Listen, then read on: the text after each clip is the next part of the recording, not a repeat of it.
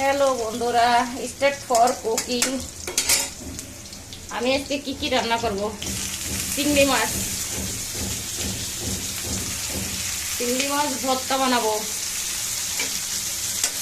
পেঁয়াজ রসুন আর কাঁচা মরিচ চিংড়ি মাছ সুন্দর করে ভাজে নিচ্ছি। নর্মালি ভাজবো, আদা ভাজা, বেশি ভাজা না।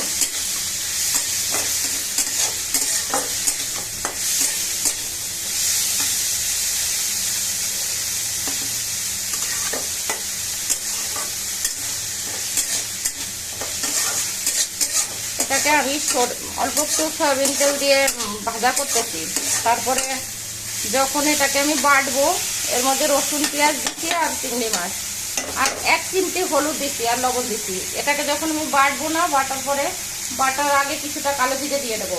তারপরে বাটার পরে সরিষার তেল দিয়ে লবণ দিয়ে মাখাবো, মাখায় ভর্তা বানাবো।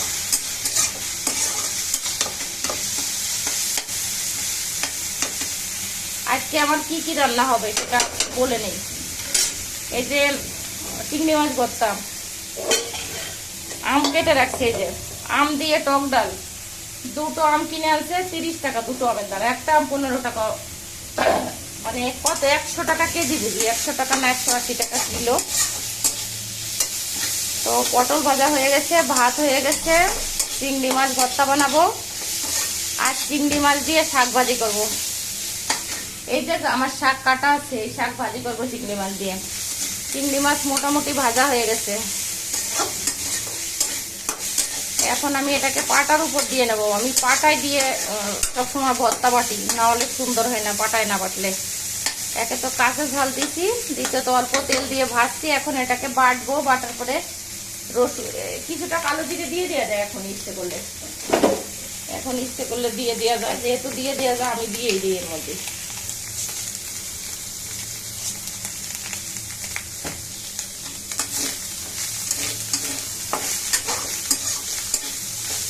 এটা কমপ্লিট, অফ করে দিলাম। এটাকে বাটবো এখন। বেটে 1 চামচ সরিষার তেল দিয়ে, আর যদি লবণ কম হয় একটু লবণ দিয়ে মাখাবো। আমার ভর্তা রেডি। এরপরে আমি টক ডাল কিভাবে রান্না করে দেখি। এই দেখেন আমি প্রেসার কুকারে হচ্ছে কিছুটা মটর ডাল আর মুসুরির ডাল সিদ্ধ করে রাখছি। আর এখানে হচ্ছে আমার পানি ফুটে গেছে, ফুটানো পানি আবার ফুটে গেছে। আমি এখন এর ভিতরে আম দিয়ে দেবো। এই যে আম দিয়ে দিলাম, আর দুই তিনটে কাঁচামরিচ। তো সহজভাবে দেখেন আমি ডাল রান্না করি, মানে অতি সহজ। এই যে আমার ফুটানো ডাল দিয়ে দিলাম। ডাল রান্না লাগবে মাত্র 15 মিনিট। ডাল আগে ফুটিয়ে রাখছিলাম, ওটা দিয়ে দিলাম। এখন এর মধ্যে একটু লবণ আর হচ্ছে সামান্য হলুদের গুঁড়া আর 1 চামচ চিনি দেবো। যেহেতু টক ডাল, একটু টক মিষ্টি ঝাল হবে। ঝাল হবে না, টক মিষ্টি হবে। তো দেখতে থাকুন। এ দেখেন পাটা রেডি। এটাকে বেটে আমি ভর্তা বানাবো। আমার ডাল রেডি। ডাল রান্না টোটাল কমপ্লিট। এখানে চিনি, লবণ, হলুদ সব দেওয়া হয়ে গেছে, আম দেওয়া হয়ে গেছে, মরিচ সব। আর দেখেন ডাল কিন্তু আস্তে আস্তে আছে, বেশি গলে না। টক ডাল একটু গলবেই। এবার আমি ফোড়ন দেবো কিভাবে। 5-6টা শুকনো লঙ্কা, তেজপাতা, এটা তো দিতেই হবে মাস্ট। আর কনফার্ম হচ্ছে সরিষা টক ডালের মধ্যে। অন্য কোনো ফোড়ন দেওয়া যাবে না, 5 ফোড়ন দেওয়া যাবে না। আপনারা যদি মনে করেন যে 5 ফোড়ন দিয়ে দেবো, তাহলে ডাল শেষ। আমার ডাল রান্না কমপ্লিট। এই যে ফোড়ন দিয়ে দিলাম না, এটা হচ্ছে রান্নার টেকনিক, আর কোনো টেকনিক নাই। আমি এবার ফোড়নের এই ডালটা, এটাকে দেখেন বা হাত দিয়ে ধরে, এই দেখেন আমি ক্যাপাসিটি ডালে দিচ্ছি। এই যে ডাল রান্না কমপ্লিট। এত টেস্টি ডাল হয়েছে সেটা। ডাল কিন্তু আমি আর জাল করবো না, যেহেতু টক ডাল রান্না করছি। টক ডাল হচ্ছে সোমবারা দিয়ে অফ করে দিতে হবে, সুইচ অফ। এই যে এখন আমি ডাল ঢেলে ফেলে দেবো। এখানে আমার আম গলে গেছে, কিন্তু আম কি হয়েছে, আম গুলাই যায় নাই। আম যদি গুলাই যায় তাহলে হচ্ছে টক হয়ে যাবে, আর বেশি টক হয়ে গেলে একদম ভালো লাগবে না। যদি কারো আম খেতে ইচ্ছে করে, সে আম একটা মেখে নেবে ভাতের সাথে। আর যদি না খেতে ইচ্ছে করে, তাহলে শুধু ডাল খাবে। এই যে এরকম ডাল খাবে। দেখেন আমার ফোড়নটা ঠিক সুন্দরভাবে ভেসে গেছে। তো এবার আমি ডাল ঢেলে ফেলি। আর আমি রান্নার শাক ভাজি করবো হচ্ছে চিংড়ি মাছ দিয়ে, সেটা অল্প একটু আপনাদের দেখাবো। আমার আম ডাল রান্না কমপ্লিট। বেশি করে একটু ডাল রান্না করছি। কেন রান্না করছি, আমার যে মেয়েটা কাজ করে চম্পা, ওকে কয়টা খেতে দেয় দুপুরবেলা। অতিরিক্ত গরম পড়ছে তো, না খেয়ে খেয়ে পথে মানে সারাদিন কাজ করলে শরীর অসুস্থ হয়ে পড়তে পারে, এমনি অসুস্থ হয়ে গেছে রোজা রাখার কারণে। তো কয়টা খাইতে দিলে ওর শরীরটা একটু সুস্থ থাকবে, এই জন্য একটু বেশি করে ডাল রান্না, মানে সবকিছু একটু বেশি বেশি করে রান্না করছে, ওকে খেতে দেবো তো। আবার ওর একটা মেয়েও আসে সাথে, মাহিয়া, ও কয়টা খায়। তো আমার ভিডিও দেখতে থাকেন আপনারা, সবাই ভালো থাকেন, সুস্থ থাকেন, আমার পাশে থাকেন। আমি পেঁয়াজ ছাড়া কীভাবে শাক রান্না করবো এটা দেখাচ্ছি। কালো জিরে আর কাঁচা লঙ্কা ফোড়ন দিয়ে দিচ্ছি। যেহেতু আমি এর ভিতর চিংড়ি মাছ দেবো, এই যে চিংড়ি মাছ আছে এই কটা শাকের ভিতর দেবো, তো শাকের ভিতর যেহেতু আমি চিংড়ি মাছ দেবো, এই জন্য আমি ওখানে হচ্ছে পেঁয়াজ রসুন অ্যাড করবো না, পেঁয়াজ রসুন না দিয়ে রান্না করবো। দেখতে পাচ্ছেন আপনারা।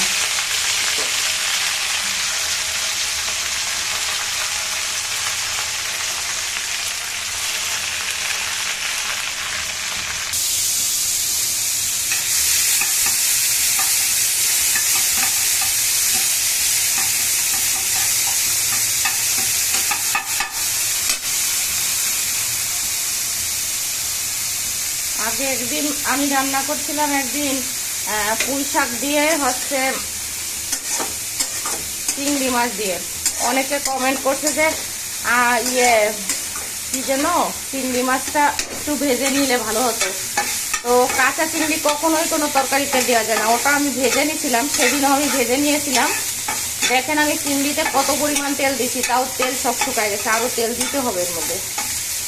শাকে যদি একদম তেল না হয় তাহলে হচ্ছে শাক ভালো লাগে না। শাকের মধ্যে আমি অনেকটা তেল দিছি, তো আমি আর একটু তেল অ্যাড করে দিই চিংড়ির মধ্যে। চিংড়ি একদম শুকনো শুকনো হয়ে গেছে।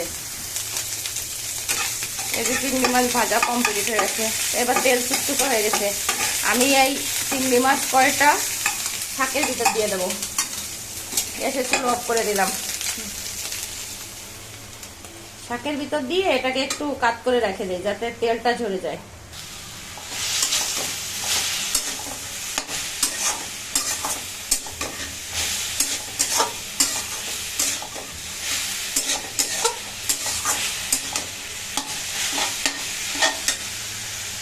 আমি সব সময় আপনাদেরকে হচ্ছে দেখাই পেঁয়াজ রসুন ছাড়া রান্না, বেশিরভাগ সময় দেখাই পেঁয়াজ রসুন ছাড়া রান্না। পেঁয়াজ রসুন ছাড়া দেখাই, পেঁয়াজের এত দাম আর রসুনেরও অসম্ভব দাম। আর দ্বিতীয় কথা, পেঁয়াজ রসুন ছাড়া রান্না করলে যে খাওয়া যাবে না সেটা নয়, সেটা খুবই সুন্দর হয়। আমার শাকভাজি আপনারা দেখতে পাচ্ছেন অলরেডি রান্না প্রায় শেষের পথে, আর একটু সময় নেড়ে চেড়ে এটাকে নামিয়ে ফেলবো। অনেক সুন্দর হবে খেতে। একটু বেশি বেশি করে তেল দিচ্ছি, আর চিংড়ি মাছ দিয়ে দিচ্ছি, কালো জিরে ফোড়ন দিচ্ছি, কাঁচা লঙ্কা কালো জিরে ফোড়ন দিয়ে দিচ্ছি, তো শাকটা অনেক স্বাদ হবে। সব কিছুতে পেঁয়াজ রসুন, এই দেখেন আমার রসুন ছেঁচা আছে, অথচ আমি কিন্তু রসুন দেই নাই, পেঁয়াজও দেই নেই, রসুনও দেই নেই। এটা অন্য ধরনের ফ্লেভার আসে। আপনারা হয়তো মনে করেন যে পেঁয়াজ ছাড়া কিছুই রান্না করা যায় না, এগুলো সব বাজে মন্তব্য। আমার রান্না দেখে দেখে একদিন চেষ্টা করে দেখবেন, আর হচ্ছে এরকম করে খেয়ে দেখবেন। যদি ভালো লাগে আমার মতো রান্না করবেন, আমার চ্যানেলের পাশে থাকবেন, আমার পেজটাকে ফলো করবেন। আমার পেজ হচ্ছে মিথিলা বোস, ময়ূরশ্রী থরের শিলাকার, একটু স্পেস দেবো দন্তেশ্বর। আর আমার ইউটিউব চ্যানেল হচ্ছে রীতা নাগ, RITA ইংরেজিতে, RITA একটু স্পেস দিয়ে NAG, রীতা নাগ ডেইলি ব্লগ। আমার চ্যানেলটাকে সাবস্ক্রাইব করবেন আমার পাশে থেকে, আর আমার পেজের পাশে থেকে আমাকে এগিয়ে নিয়ে যাবেন। আমার ভিডিওগুলোকে লাইক কমেন্ট শেয়ার করতে ভুলবেন না। সবাইকে বাই বাই, শুভ দুপুর। আমার শাক রান্না দেখেন হয়ে গেছে। আমার শাক রান্না হয়েছে পটল ভাজা, টক ডাল, আর হচ্ছে চিংড়ি ভর্তা, সাদা ভাত। আজকে রান্না সম্পূর্ণ কমপ্লিট। আপনারা সকলে ভালো থাকেন, সুস্থ থাকেন, আমার চ্যানেলের পাশে থাকেন। আর অতিরিক্ত গরম আছে, গরমের মানে কোনো কিছু ঠিক করতে পারতেছি না। এই দেখেন অবস্থা, যা হাতে নিচ্ছি সব পড়ে ঝরে সারখার হয়ে যাচ্ছে। পাঁচফোড়ন সব ঢালে পড়ে গেছে। সেদিন মুড়ি খেতে গেছি, পরশুদিন এক কৌটা ধরে পড়ে গেছে পাপোশের উপর। মাথা পুরা নষ্ট ভাই। আপনারা কেমন আছেন জানি না, আর এরকম যদি 2-1 মাস থাকে মারা যাব। তো সবাই ভালো থাকবেন, সবাইকে অনেক অনেক ধন্যবাদ।